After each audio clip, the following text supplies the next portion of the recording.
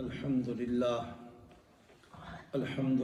رب العالمین والصلاة والسلام علی من لا نبی بعدہ اما بعد۔ نہایت ہی قابل قدر مسلمان بھائیوں، بزرگوں، گھروں میں سننے والی میری مسلمان ماؤں بہنوں، بھائیوں، السلام علیکم ورحمۃ اللہ وبرکاتہ۔ وعلیکم السلام ورحمۃ اللہ وبرکاتہ۔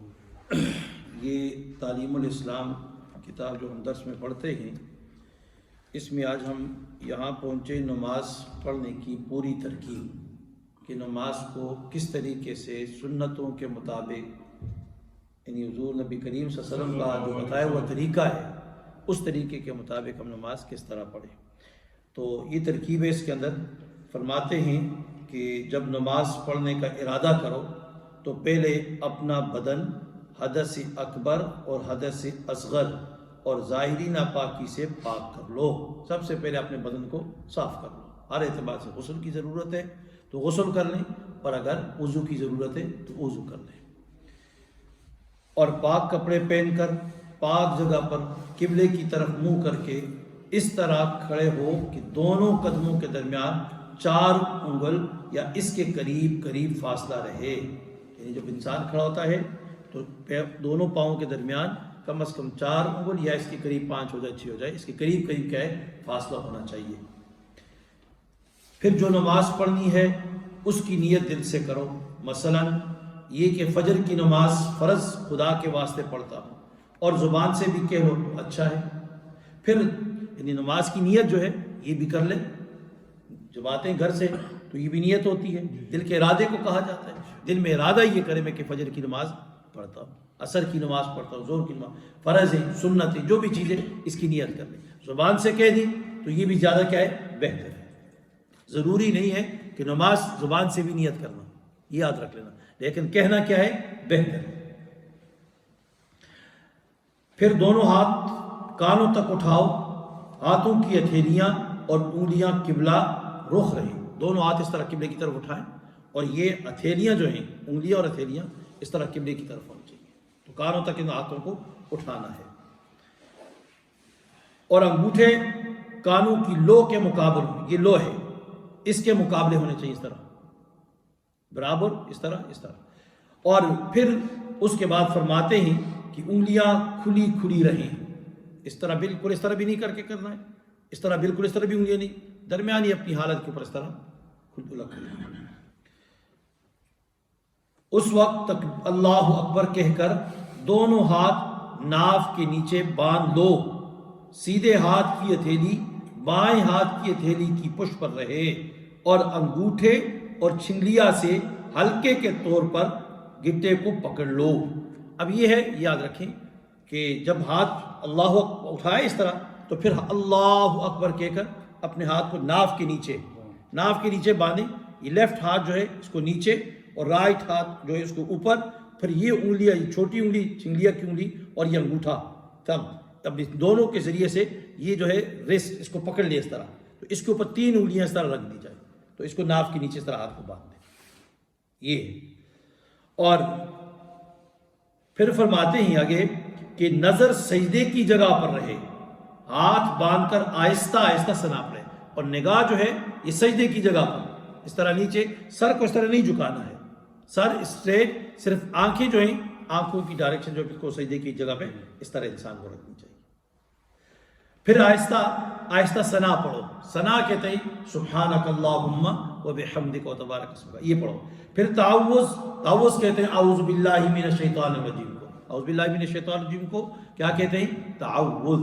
اور پھر تسمیہ کہتے ہیں بسم اللہ الرحمن الرحیم، تسمیہ کیسے کہتے ہیں، بسم اللہ۔ پھر تسمیہ پڑھ کر سورہ فاتحہ پڑھو، سورہ فاتحہ کہتے ہیں الحمدللہ رب العالمین۔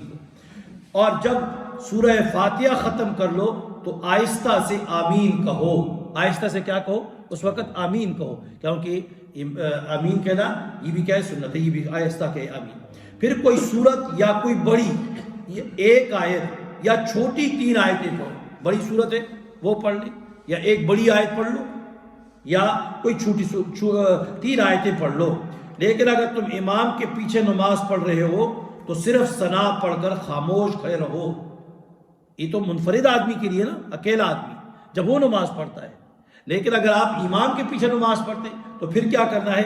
پھر فرماتے ہیں لیکن اگر تم امام کے پیچھے پڑھ رہے ہو تو صرف ثنا پڑھ کر خاموش کھڑے رہو، تعوذ اور تسمیہ اور سورہ فاتحہ اور سورت کچھ بھی نہ پڑھو.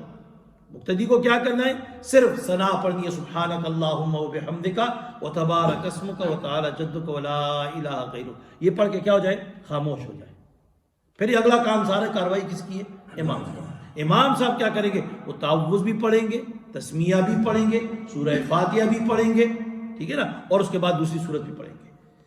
قرات صاف صاف اور صحیح صحیح پڑھو، جلدی نہ کرو، یعنی آہستہ آہستہ پڑھ دیں. الحمدللہ رب العالمین الرحمن الرحیم مالک یوم الدین. اس لیے الحمدللہ رب العالمین الرحمن الرحیم اللہ اکبر، جان چھڑائی نہیں کرنی ہے، ٹھیک ہے نا. یہ نماز کیا ہے؟ اس کو کہتے ہیں معراج المومن. معراج المومن کا مطلب کیا کہ مومن جو ہے اپنے رب سے کیا ہے؟ ہم کلام ہو رہا ہے، باتیں کر رہا ہے. تو یہ نماز کا اگر ترجمہ ذہن میں آ جائے تو یہ نماز پوری کی پوری ایسی لگے گی جس طرح بندہ اللہ رب العالمین کے سامنے کھڑا ہے اور اس سے باتیں کر رہا ہے، پھر مزہ بھی آتا ہے. قرات صاف صاف اور صحیح صحیح پڑھو، جلدی نہ کرو. پھر اللہ اکبر کہتے ہوئے رکوع میں جائیں. کہاں جائیں؟ رکوع میں جاؤ. انگلیوں کو کھول کر ان سے گھٹنوں کو پکڑ لو. انگلیاں اس طرح ہاتھ کی کھول کر اس طرح گھٹنے کو پکڑ لینی چاہیے، اس طرح، اور پکڑ لو. پیٹھ کو ایسا سیدھا کر لو اگر اس پر پانی کا پیالہ رکھ دیا جائے تو ٹھیک رکھا جائے. سر کو پیٹھ کی سیدھ میں رکھو، نہ اونچا کرو اور نہ نیچے رکھو. یہ پیٹھ ہے نا، کمر کو بالکل اس طرح اسٹریٹ.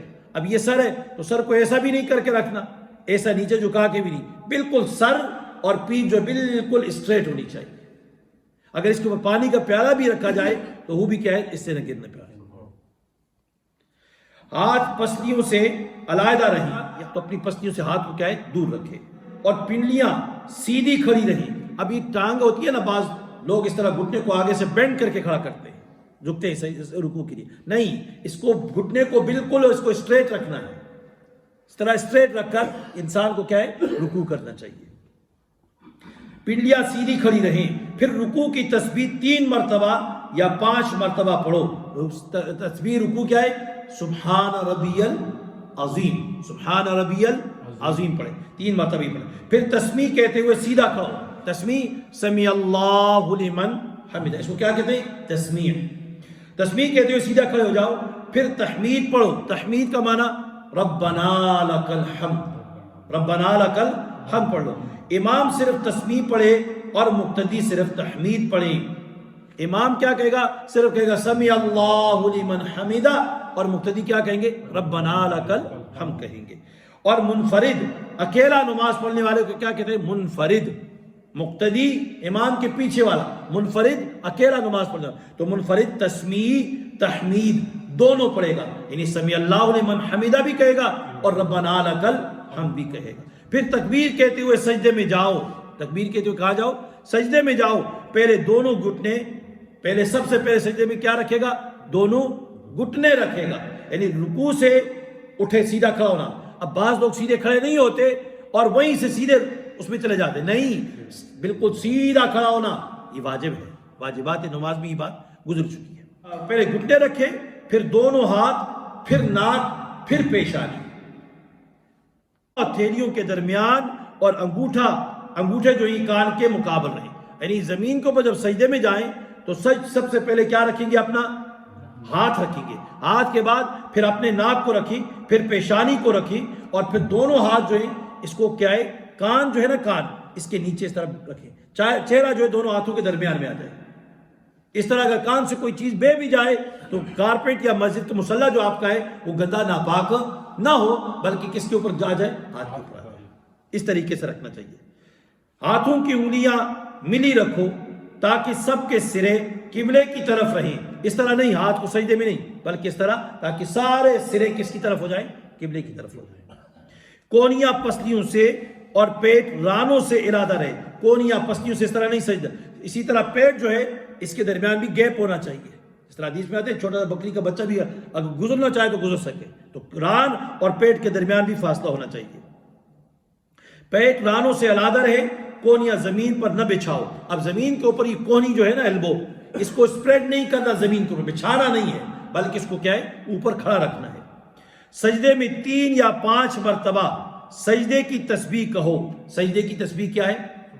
سبحان ربی الاعلیٰ، سبحان ربی الاعلیٰ 3 بار یہ کہو، تسبیح کہو۔ پھر پہلے پیشانی، کیونکہ سب سے پہلے جو چیز سجدے میں رکھی ہے نا، کیا ہے اس کو آخر میں اٹھانا ہے، جو چیز سب سے آخر میں رکھی ہے اس کو سب سے پہلے اٹھائیں گے۔ تو سب سے آخر میں کیا رکھا تھا ہم نے؟ پیشانی، پہلے اس کو اٹھائے، پھر ناک رکھا تھا، پھر ناک کو اٹھائے گا، تو اس کو اٹھا کر پھر ہاتھ اٹھا کر کیا ہے تکبیر کہتے ہوئے اٹھو اور سیدھے بیٹھ جاؤ، سیدھے کیا ہے بیٹھ جاؤ، پھر تکبیر کہو کہہ کر دوسرے سجدے کے لیے جاؤ، سجدے کے لیے دوسری تکبیر کہہ کے جاؤ، پھر تکبیر کہتے ہوئے اٹھو، اٹھنے میں پہلے پیشانی، پھر ناک، پھر ہاتھ، پھر گھٹنے اٹھا کر پنجوں کے بل سیدھے کھڑے ہو جاؤ، پنجوں کے بل بغیر سہارا لیتے ہوئے پنجوں کے بل انسان کیا ہے سیدھا کھڑا ہو جائے، اور کھڑے ہو کر ہاتھ باندھ لو اور بسم اللہ اور سورہ فاتحہ اور کوئی سورت پڑھو۔ امام کے پیچھے ہو تو کچھ نہ پڑھو، خاموش، بالکل خاموش کھڑے رہو۔